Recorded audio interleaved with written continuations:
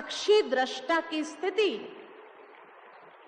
किसको कहा जाता है कि जब हम अपने अंतर के भाव को बहुत स्पष्ट देख सकते हैं, अपने संकल्पों को खुद अलग होकर के देख सकते हैं, और जब उसको देखेंगे तो नेचुरल है, कोई भी जब नकारात्मक संकल्प नहीं होगा तो नकारात्मक भावना नहीं होंगी, नकारात्मक दृष्टि नहीं होंगी, नकारात्मक बुद्धि का इंटरफियरेंस नहीं होगा, और तब हमारी स्थिति सतो प्रधान अवस्था वाली स्थिति हो जाएंगी।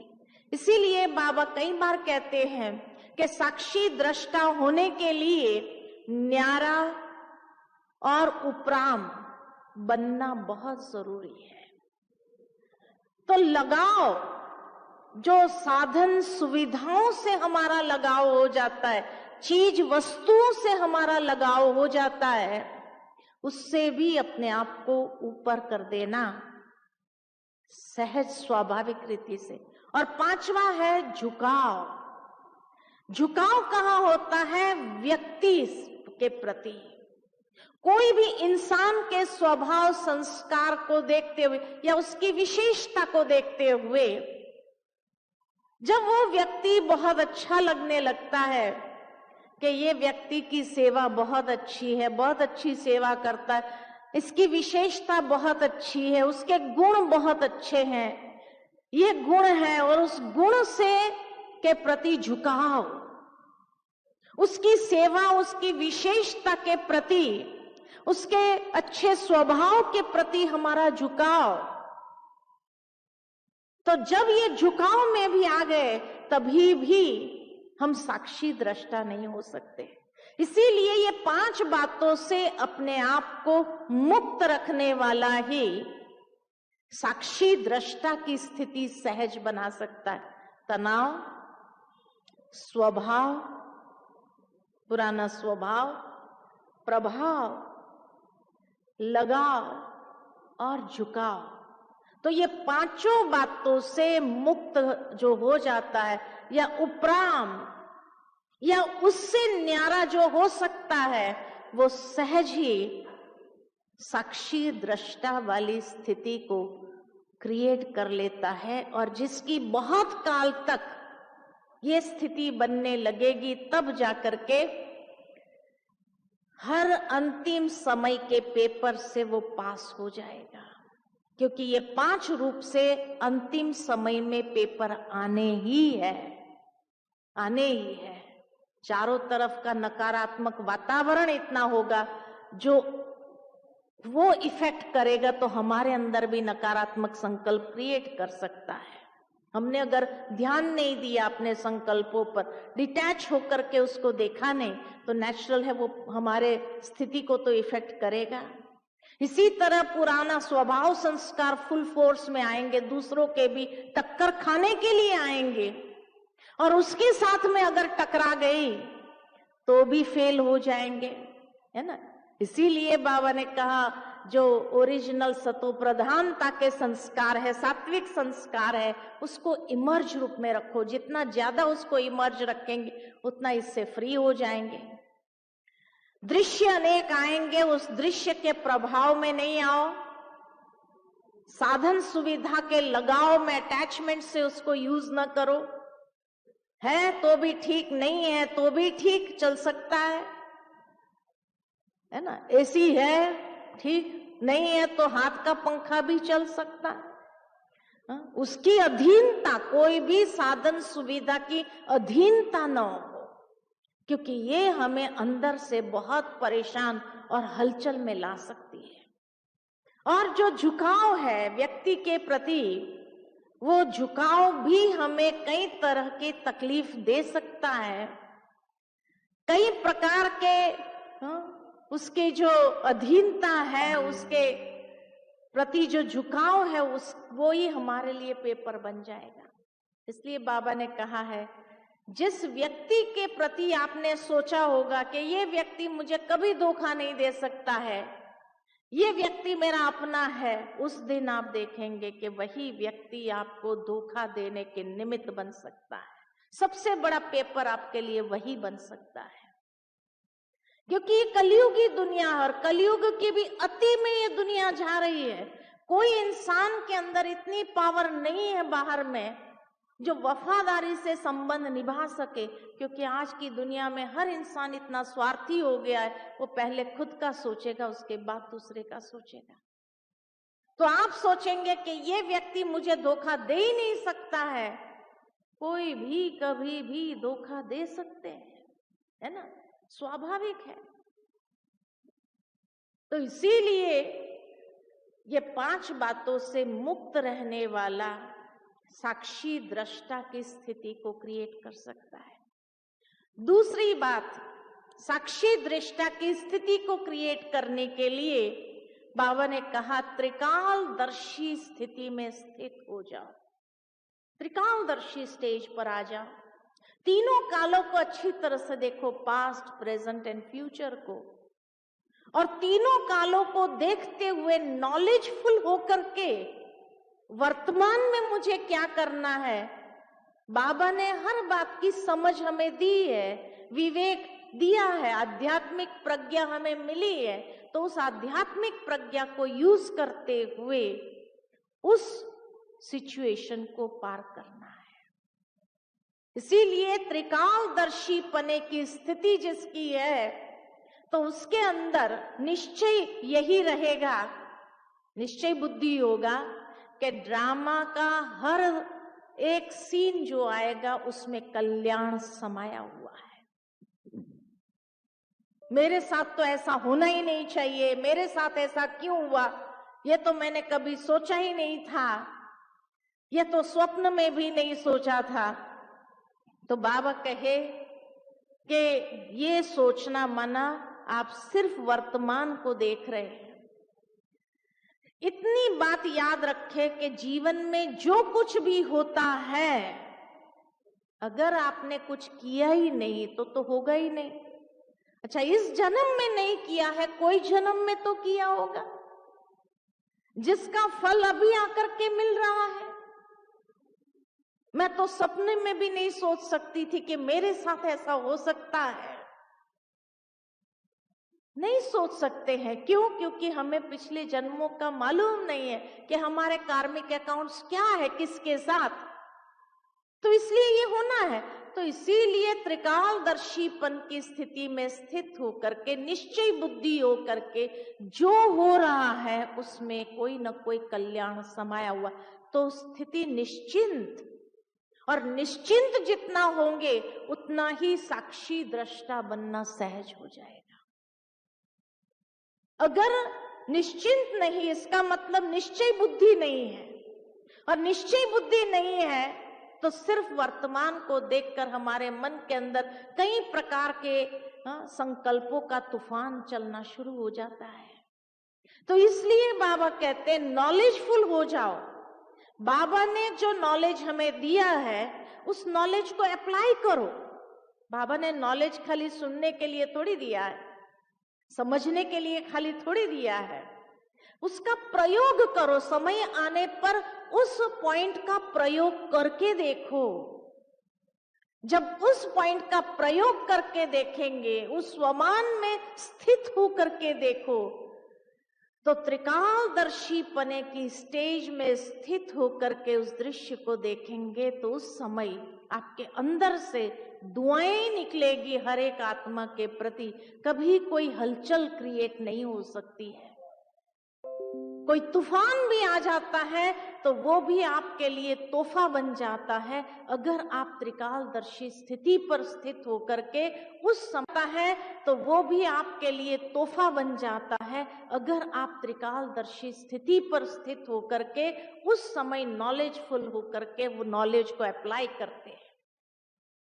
तो साक्षी दृष्टा बनना सहज हो जाता है। साक्षी दृष्टा बनना माना जो बाबा की शिक्षाएं श्रीमत है उसको अप्लाई करना, और अप्लाई करते हुए चलना। इसको कहते हैं कि निश्चय बुद्धि होकर के निश्चिंत हो जाना।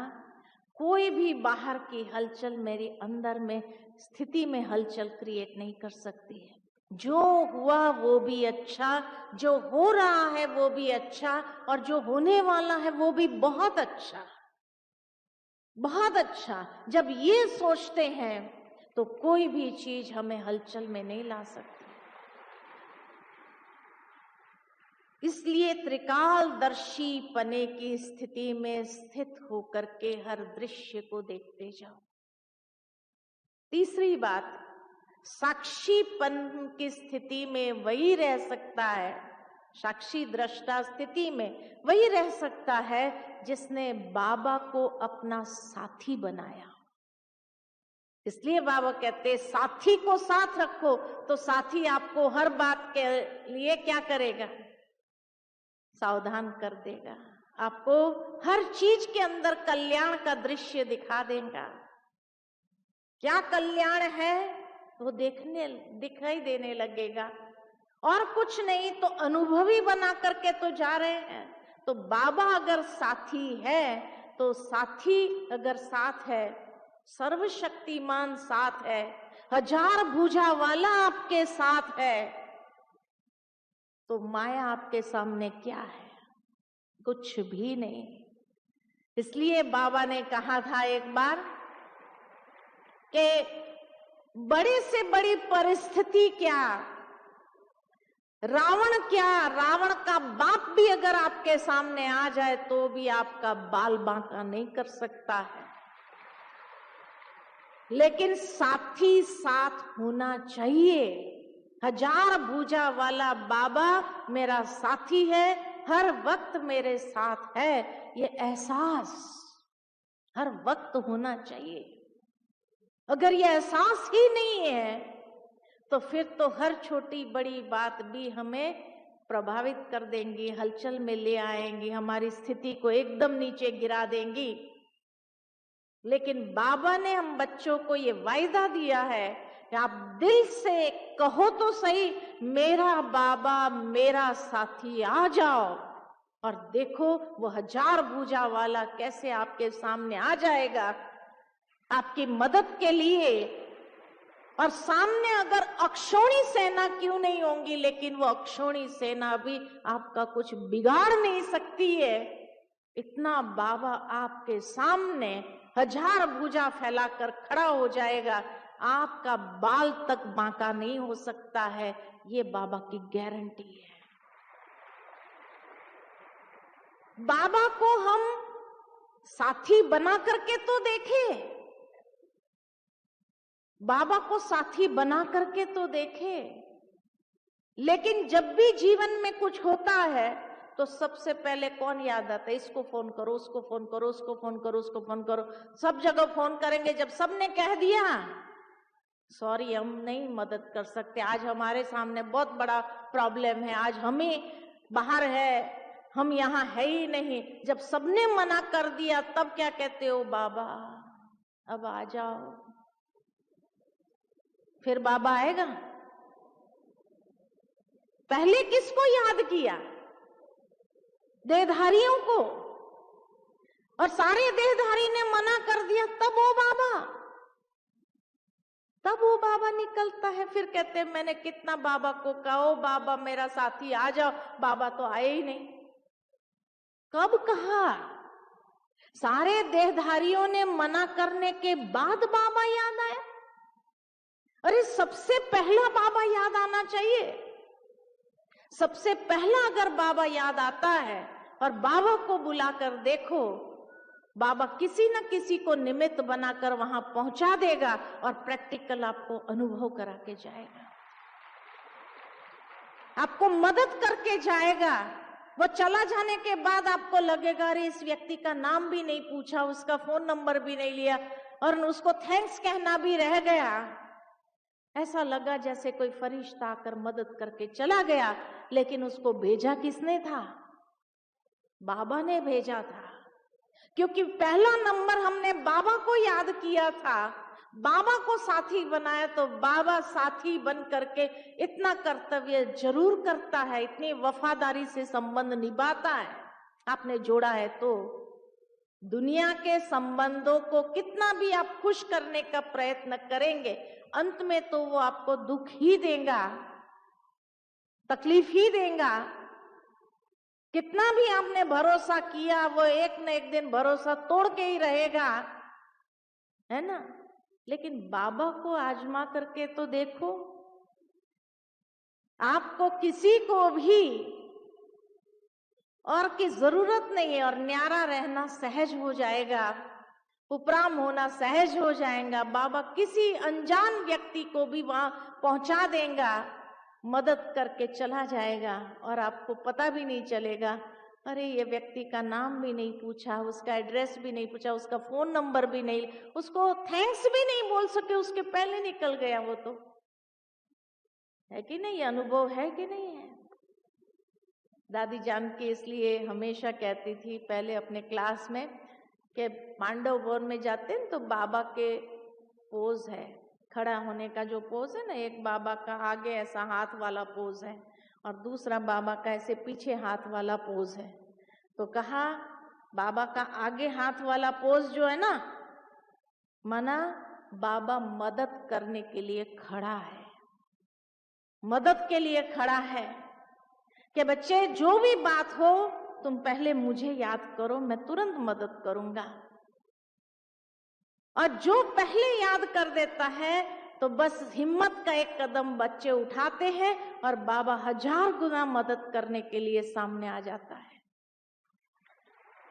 लेकिन जब बच्चे देहधारियों को याद करते, इसको याद किया, उसको याद किया, उसको याद किया, उसको याद किया, 10 लोगों को याद किया, सबने मना कर दिया, उसके बाद जब बाबा को कहते ओ बाबा, तो बाबा का हाथ पीछे चला जाता है। क्यों पीछे चला जाता है? कि मदद करने का जो समय का योग था वो समय का योग बीत गया और समय का योग बीत जाने के बाद बाबा भी कुछ नहीं कर सकता है। बाबा कहते हैं अब मैं कुछ नहीं कर सकता हूं, क्योंकि वो समय का योग जो था जिसमें मैं मदद कर सकता था वो योग पूरा हो गया। दुनिया में भी इसीलिए योग देखते हैं ना, भाई ये शुभ मुहूर्त, ये योग है, तो बाबा के मदद करने का योग उसी क्षण में होता है। और जब वो क्षण पूरी हो जाती, जब सारे देहधारी में बुद्धि अटका के रखी, ये मदद करेगा उसको फोन करो, ये मदद करेगा उसको फोन करो, वो मदद करेगा उसको फोन करो, वो मदद करेगा, जब सबने मना कर दिया तब बाबा याद आया, तब बाबा याद आया। तो इसलिए फिर बाबा का हाथ पीछे चला जाता है कि अब बच्चे मैं भी कुछ नहीं कर सकता हूं, अब जो ड्रामा दिखाए, अब जो ड्रामा दिखाए, पहले बाबा को याद करो। तो इसीलिए बाबा के ये 2 पोज आपको देखने को मिलेगा, एक आगे हाथ वाला और एक पीछे हाथ वाला। आगे हाथ वाला माना बाबा मदद करने के लिए खड़ा है, बच्चे हिम्मत का एक कदम बढ़ाओ, बस आ जाओ और बाबा मदद 1000 गुना मदद दे देगा वो समय के योग में। लेकिन वो समय का योग पूरा हो जाने के बाद फिर बाबा भी कुछ नहीं कर सकता है। इसलिए पहले किसको याद करना है? बाबा को। तो बाबा को साथी बना दो, आप साक्षी होकर के बैठेंगे और बाबा किसके द्वारा मदद करा के चला जाएगा, वो परिस्थिति पार हो जाएगी, पता भी नहीं चलेगा, पता भी नहीं चलेगा, इतना सहज कैसे पूरा हो गया। तो इसीलिए साक्षी वही रह सकता है जिसने बाबा को साथी बनाया है, वही साक्षी रह सकता है, नहीं तो नहीं रह सकता है। तो इसीलिए आप कमल फूल समान रहो, खिला हुआ पुष्प की तरह, और देखो कोई भी कीचड़ फेंकने का भी प्रयत्न करेगा ऊपर टिकेगा नहीं, ना आपके मन के अंदर हलचल क्रिएट कर सकता है, ना आपको तूफान का अनुभव करा सकता है, अचल अडोल स्थिति आपकी बन जाएगी। ये 3 बात का भी आप जीवन के अंदर प्रयोग कर लो। अपनी सतो प्रधान स्थिति, बाबा को साथी बना दो और त्रिकालदर्शी स्थिति पर स्थित हो जाओ, तो देखो साक्षी दृष्टा बनना कितना सहज और आसान हो जाएगा। और यही हर अंतिम पेपर में पास होने के लिए ये स्थिति आपको मदद करेगी। जिस चीज का अभ्यास होगा, तो अभ्यास होने से जब वो पेपर आता है तो ये अभ्यास आपको खींचता है, अभ्यास आपको खींच करके ले जाएगा और उसमें स्थित कर देगा। और जब आप उसमें स्थित हो जाएंगे तो हर पेपर को क्रॉस करना आसान हो जाएगा। ठीक है ना? तो साक्षी, दृष्टा, स्थिति ये अंतिम दृश्यों के लिए बहुत काल के अभ्यास के साथ प्रैक्टिस की हुई चीज है। तभी उस स्थिति में सहजता से आप अपने आप को स्थित कर सकते हैं और कोई भी आपका कुछ भी बिगाड़ नहीं सकता है। सर्वशक्तिमान हजार भुजा वाला बाबा आपके सामने है, अक्षोणी सेना सामने हो तो भी आपका कोई बिगाड़ नहीं सकता है। ये गारंटी है बाबा की। ठीक है? ओम शांति। तो बीच बीच में अभ्यास करना, अपने संकल्पों को देखना, मन को एकदम शांत करना, शांत हो जाओ, देखो भावनाओं को देखो, वही साक्षी हो सकता है। ठीक है? ओम शांति।